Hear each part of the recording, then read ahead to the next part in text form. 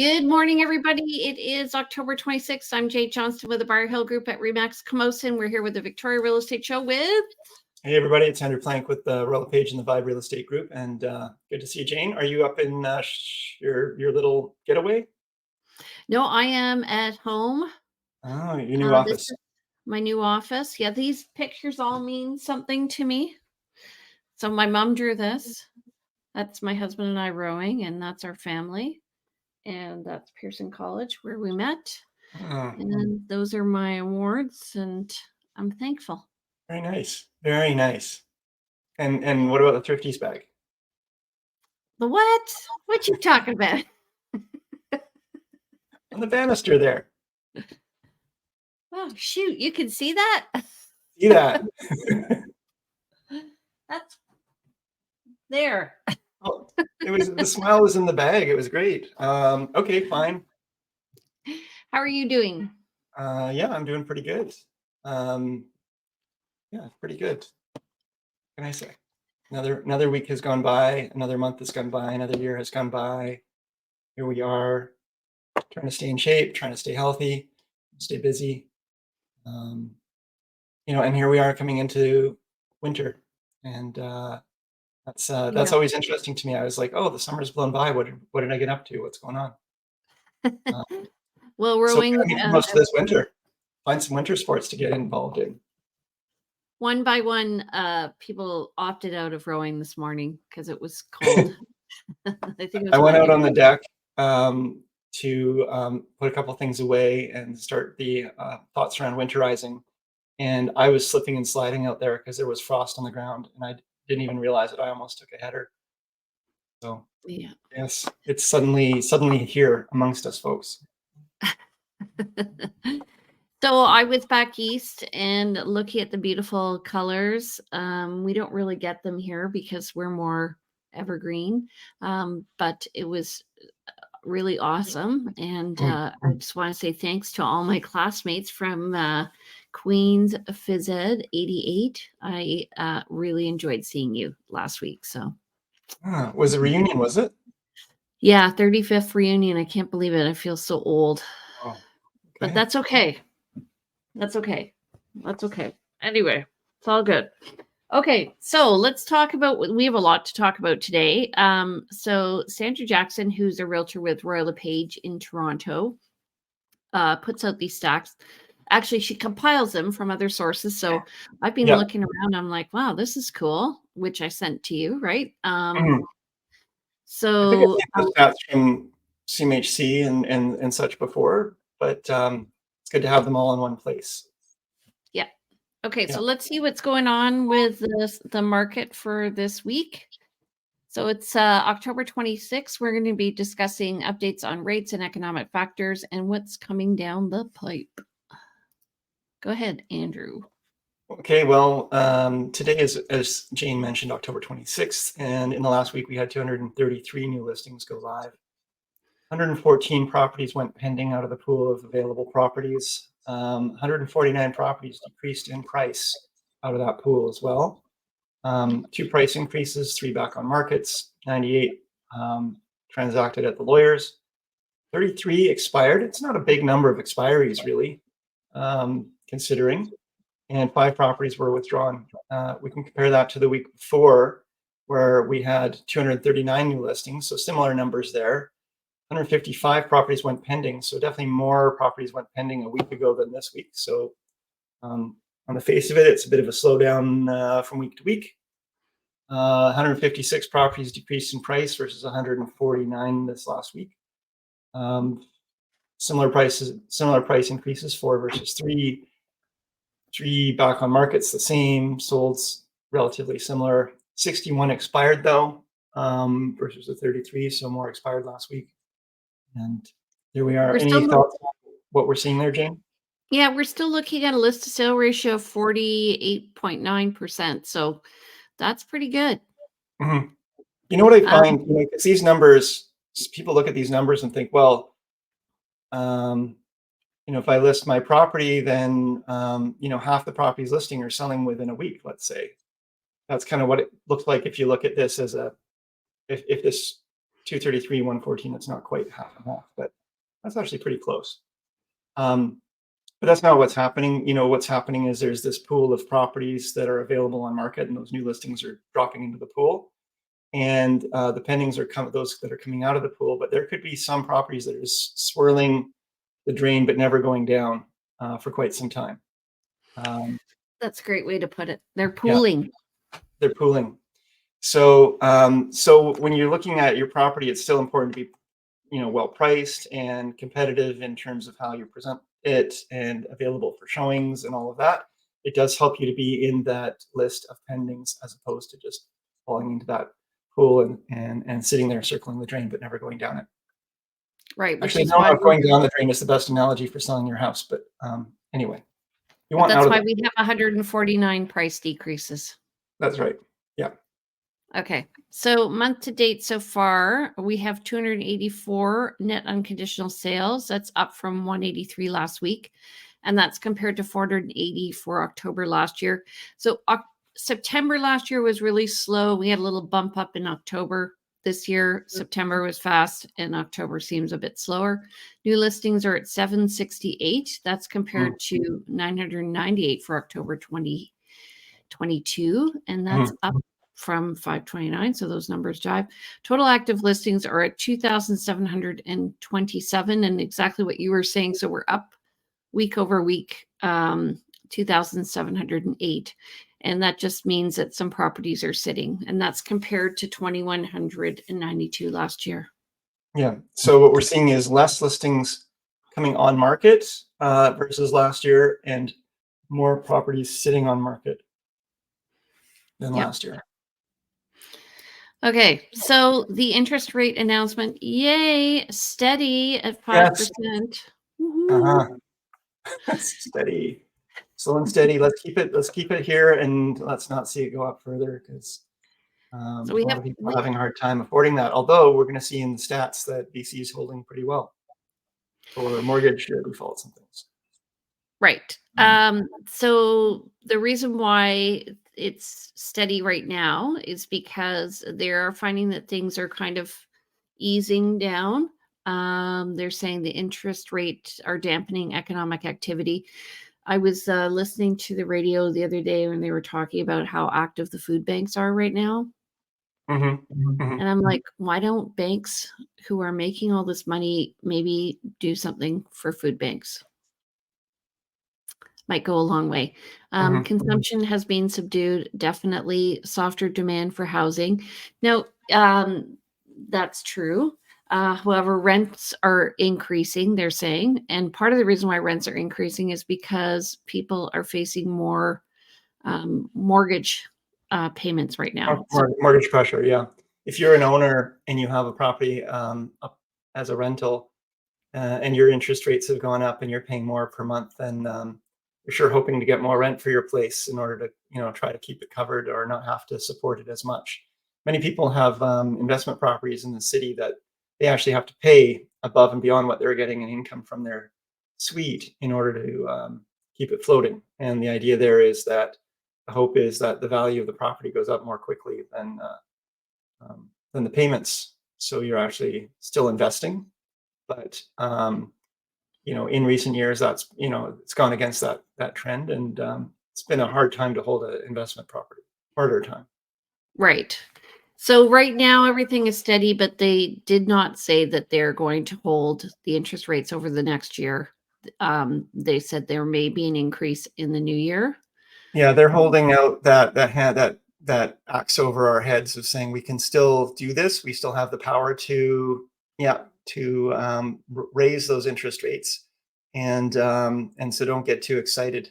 But the pundits are also hoping and saying that that this is probably the top. Although I don't know, each time there's one of these interest rate hikes or announcements, they say that's probably it. The pundits say that's probably it, and then there's another.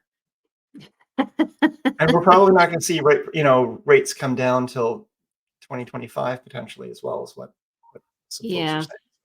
Well, we're going to look at a little more stats. So This is from Sandra Jackson, and she got the information from Stats Canada. And so if you look at the arc, what she's showing you is that we were steadily increased to mid 2022, and now we're looking at a leveling off here. That's what they're predicting. Stats Canada is predicting a leveling off of inflation rates, and the Bank of Canada wants to see interest rates at 2%. Right. They're trying to bring the economy back down to a 2% space, and if their interest rates are having the effect of bringing things down, period over period, then that's good. They'll probably continue to keep the rates as they are. If they're finding that inflation starts to spike again, they still have the power to raise those rates. Right. And I really felt this in the spring, this little rise again. And, as we talked with the economist for BC Real Estate Association, he was saying we had a bit of a run and mortgages are a part of inflation. There's the basket that they look at, and mortgages are certainly part of what's in that basket. But depending on how you fill that basket, you could look at inflation from different perspectives, and different professionals and different individuals can evaluate this from their own perspective. I mean, I certainly have found my father has been stockpiling food because he saw inflation coming, and so he stockpiled a bunch of food. And he's very proud to not have to go shopping today as much because he's got his food stockpiled. Yes, folks, he's a anyway. Okay, this is interesting. So the employment rate after COVID, it was very high, up almost at 14%. Yeah. That's still in 2020. And then 2022, it has come down. It took 2 years to get back to the prior levels. Yeah. And now we're apparently one of the main factors is one of the good things is the jobs that are being filled by our immigrants. So, I think that's just awesome. We're still looking at a low unemployment rate of just over 5%. Mm-hmm. And I know in Victoria, it's probably even lower than that, right? I can't speak to that, but I mean, it seems that we have lots of jobs available for people if they want them. Yeah. So actually, I'm just going to put as we go along, I'm just going to put these in the, hold on. Oh, into our comments? So yeah, into the comments. I'm just going to put where we can get these press releases and stuff like that. Okay. All right. So residential mortgages. So this is interesting. The red are above the average. The green are below the average. And these are mortgages that are in arrears. And so I actually went to the website where she got this information, and I was looking at it. So it's 0.12%. So that is 866 out of 714,000 mortgages in August of 2023. And it has been fairly steady. Are you talking about BC? Was that the number you were referencing? Pardon? Those numbers you're referencing, is that specific to BC or Canada or just BC? Yeah. Sorry, okay. Just BC. And back to February of 2019, it was at 0.15%. In 2010, it was up around 0.5%. So we're definitely down. And I think most people will say that they will try and preserve their house for as long as possible. They're going to take the money away from other sources. Sorry, did you say in 2019 it was 0.5% for BC in arrears? No, 2010. In 2010. Thank you. Yeah. So just looking back over time here. Yeah. That's sort of when it peaked. Okay. And now we have one of the lower, I mean, Ontario is slightly lower, but we're quite low for mortgages in arrears. People seem to be able to be paying their mortgages, not getting behind on their payments, despite the higher interest rates. I think a lot of people did choose to do fixed term mortgages when interest rates were so low. Other people on the variable rates. When we did get qualified for variable rates, as you may recall, if you have a mortgage, we had to do the stress test. And that stress test was designed exactly for this kind of situation where if the interest rates go up, can you continue to pay your mortgage? And it seems like that is proving out. Yeah, so it's interesting to me that Saskatchewan and Manitoba, like the prairies, are not doing well. And specifically, when I was looking at the data, it seemed like Winnipeg was having a hard time. So I don't know why those particular provinces, and same with Atlantic Canada. I do know that prices have increased in Atlantic Canada. A lot of people move from Ontario and are moving to Atlantic Canada still from Ontario. Right. Yeah, well, it'd be interesting. I mean, I'm thinking, is this income related? Is this housing value related? I mean, if it was housing value related, then we would think that BC would be higher in the arrears because, we tend to have some of the higher property values, as does Ontario.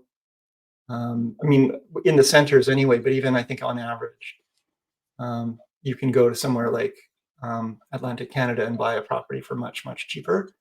And so, what is it about these properties, these areas that cause people to be more likely to be in arrears? Yeah, and maybe it could be the fact they're recreational properties. And just remember, like, being in arrears. So I don't know the specific Yeah, are they counting of that as that. 1 or 2 payments behind, or at what point do they start to count arrears? Yeah, I actually can probably find that out. Okay. And this is in Ontario. So just looking back, ours looks fairly similar. I think when I put the reference in there, but when I went back, it was 2003, 2010, and then those seem to be the higher years. So this is interesting to me. So in terms of Ontario, yeah, they're low at less than 0.10% now compared to Canada. I would expect to see a bump in these numbers in 2024 for, across the board. What with, people who are struggling with the higher costs of everything, plus the higher interest rates, certainly would expect to see these jumping quite a bit even in 2024.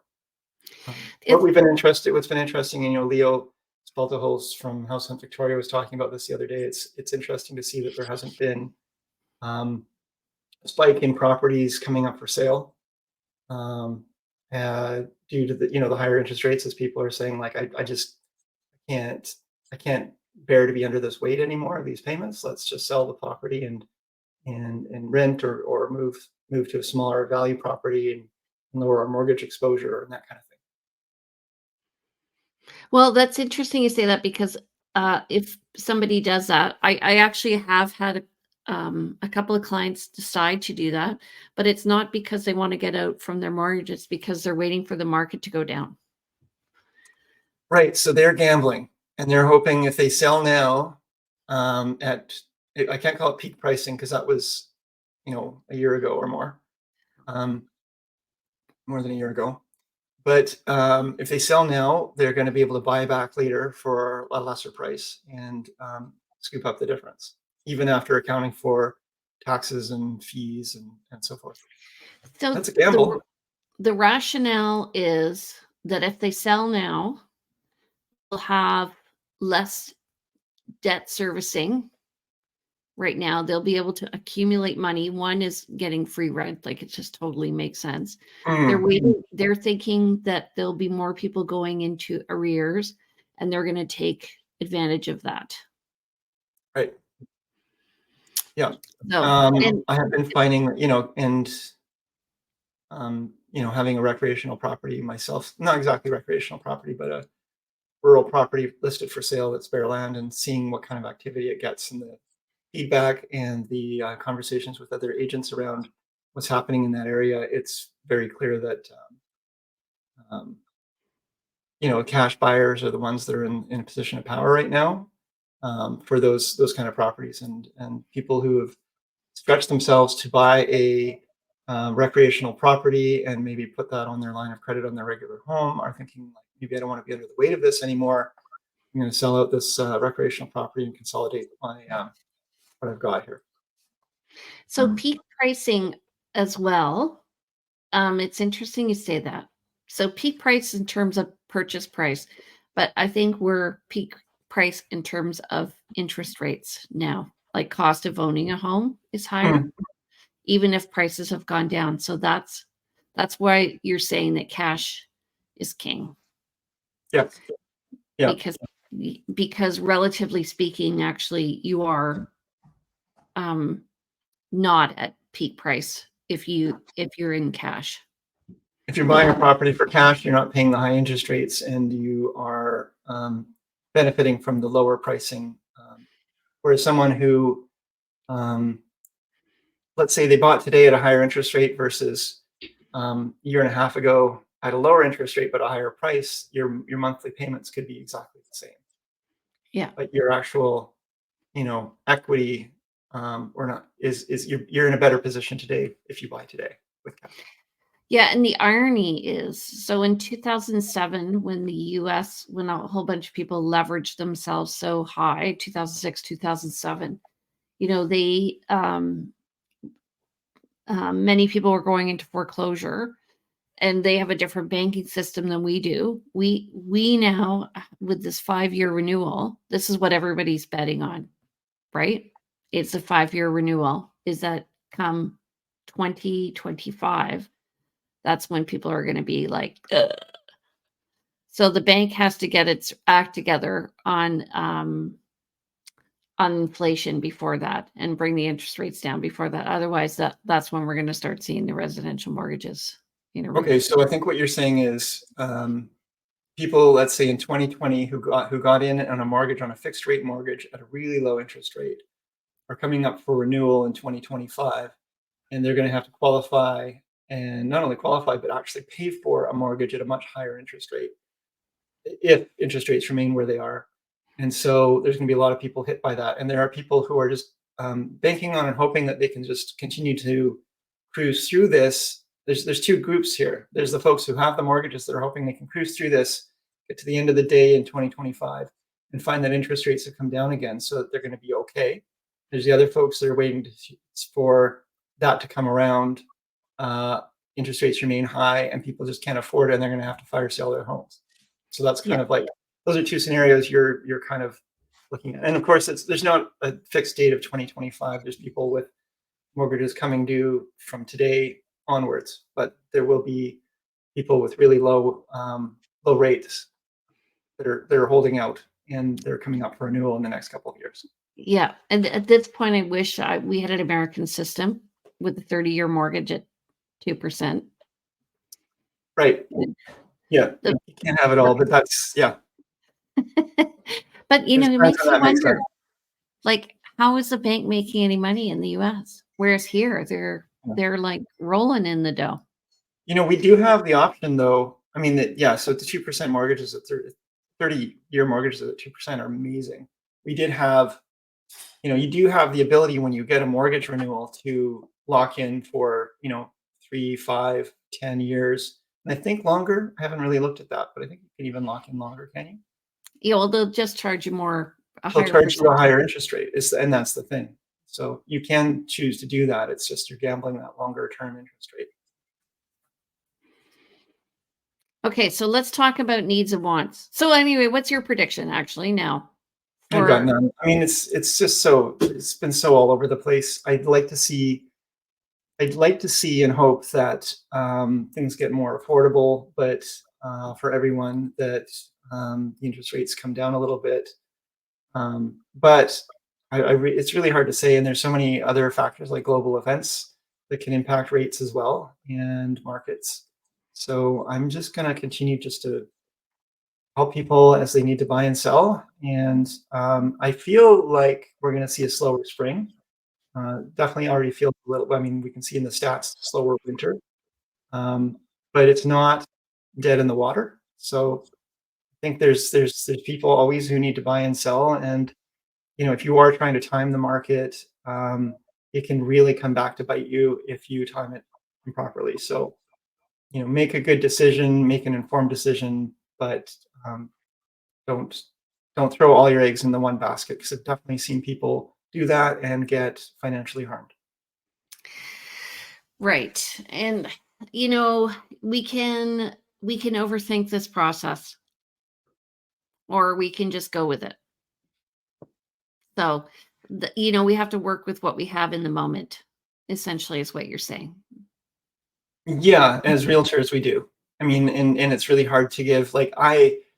It's always interesting because you and I have both, when the market is going up and up and up, and there's no end in sight, and we help someone buy a property, and then the next day property values go way down, and you thinking like, oh darn, these people have just locked themselves in at more than they needed to, but there's nothing that we really could have done or said, and they were.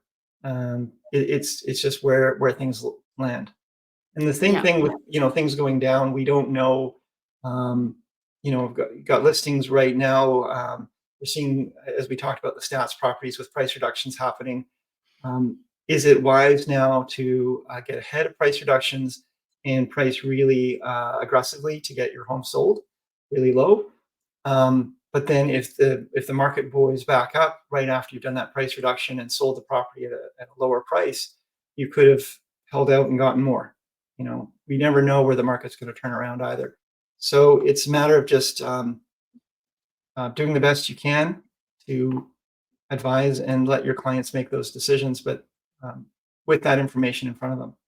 But It's interesting nobody because really knows. I mean, these things, if people did really truly know, they'd be the billionaires. There's very few of those. so it's interesting you say that, because we just listed a condo recently where, I'm not sure if I told you this, but anyway, the sale price is here. Everybody was listing here and negotiating down. And we decided we're just going to list where the sale price was. Yeah. And so these guys are all still sitting there anxious. Yeah. They're not going to get more money. Yeah.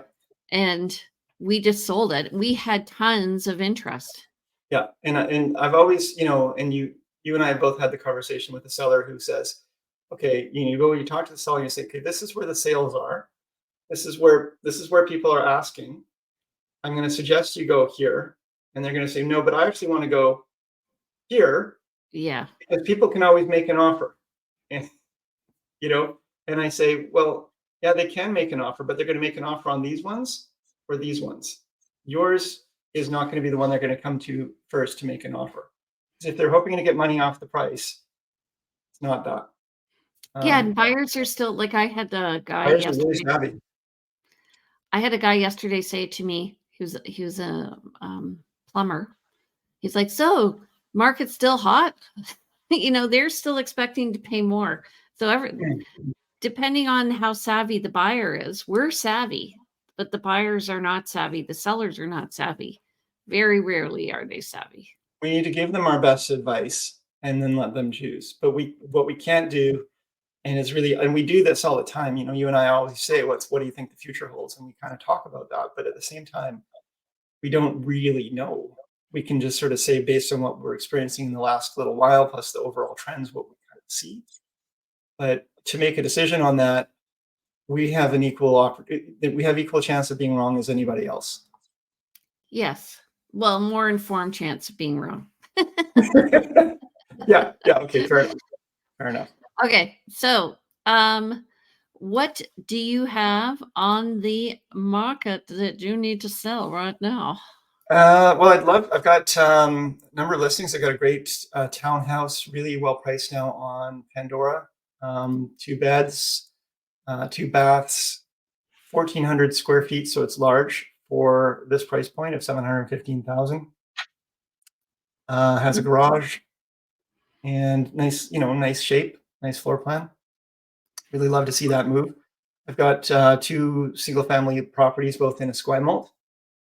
One on Garthland. It's a great home if you are looking to have multi-generational living there, or bring mom and dad, mom or dad. It's a smaller suite down, but it is just level entry, full height, above ground suite with no step. And then the upstairs is a wonderful 3-bed, 2-bath configuration, nice yard, great place. We also have one that's 3 beds up with and 3 beds down, 2 separate suites over on Witchbury at $1 million, which is great value for anybody looking for that kind of property. If this had been again a year and a half ago, it would have been 1.15. And flying out the door. And today at $1 million, it's sitting. Could use a little TLC, but it's overall well worth it. And there's lots of good fundamental things done, like gas furnace, and the roof's in good shape and newer windows. We're going to talk about. I'll let you do yours, and then we'll talk about wants. Oh, thank you. Okay, we have 3 homes on the market right now. One is on Southgate. It's a condo at 635, 2-bedroom, 2-bath. It's just under 1,200 square feet. It's all being renovated. We're getting great feedback on it. So the only thing is it does not have shared laundry.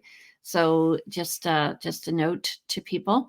But great location at 1035 Southgate. So right by the park there. And we have a duplex, which is really the original family home. They built a deck and then joined it to another family home in behind. So that's priced at $915,000. So it's an income suite down below. And it is getting $1,245. So if you're looking for an income helper, that one's a lovely home. That's just down below where my place. That's the one on 5th, was it? No. 5th Street. Yeah. Yeah. So that's at 2741 5th. And then we have one at 4562 Rithitwood. That one's priced at $1,420. We've been going back and forth with a buyer who wants us to pay for all their renovations. There are some issues which we have disclosed. So anyway, we're completely upfront about it all.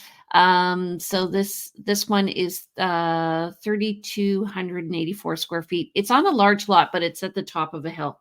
So that's a bit of a challenge, but it's really close to parks and walking distance to Lochside Elementary. It's a lovely home, actually. And it's got that kind of 1980s modern appeal. It's really cool. So we're talking West Coast contemporary kind of home, or yeah. Okay. Yep. I like that style. Yeah, I mean, I can show you it, but I won't. Okay, and then buyers. Do you have any buyers? Yeah. Got folks looking for an investment property, preferably with some land. Be nice to be able to have. I mean, it's really limited on where. I had to do some extra research on this, but a lot of municipalities do not allow quote investment properties unless it's a duplex. So in other words, the owner has to live in the home if there's a suite in there. And municipality of Victoria allows you to be a non-owner and have 2 suites, but areas like Langford and Saanich and Oak Bay, of course, doesn't really. There's not going to be allowing anything other than owner occupied. Yeah. So anyway, we're looking for something like that up to maybe 1.3 million. So preferably City of Victoria, possibly a duplex in Esquimalt, some sort of investment property. I'm looking for something Oak Bay, Fairfield area, up to 2 million with 3 beds, 2 baths minimum. I'm looking for this one for a little while. I know. You'll find it eventually, but there's not a lot coming on in those areas that really works. As a side note, actually, I noticed an agent is doing a bit of they've got a listing in Oak Bay that I think the price was 1.4, and they've just dropped the price to $1 million. And they're going to hold off offers for 2 weeks and then take best offer at that day with no reserve. Let the market. An interesting market strategy. So an Oak Bay home is listed currently for $1 million, which is great, and that's their strategy. And it's interesting when we get into these kind of markets where people do start to pull in different strategies to make these things work. I am looking for it right now. So if you guys want more information, contact me or Andrew. Right. Okay. Yeah, contact Jane. I don't want to deal with it actually because it'll be a gong show. I think it's $999, $900. Yeah. If it's the one I'm thinking of. Yes. And it's kind of Tudor style. Yeah. Yeah. Okay. Okay. So for me, my buyers here, I'm just going to my list here. I have a client looking, they're actually willing to pay cash for a home in kind of the Maplewood area. That's where we're looking up to. They would prefer a house with 2 levels and they want a large lot and not on a busy road. Like we don't want to be on, I don't know, Maplewood, but around on those side streets there, preferably near the park. What else? I have a lot of people just watching the market. I have a buyer who's coming, who's an investment person looking for a condo that's an investment condo long term. And I have buyers looking in Machosen, so for a house with a suite, please. And I also have somebody looking for a single family home with a suite, preferably like anywhere central Saanich down to View Royal area. And they like it all done, please, up to 1.6. So, and then I have other clients also looking for an income property in the Fernwood area. And they want something with a suite as well. They're looking up to 1.3. So that's it for right now. All doable. Okay. All doable.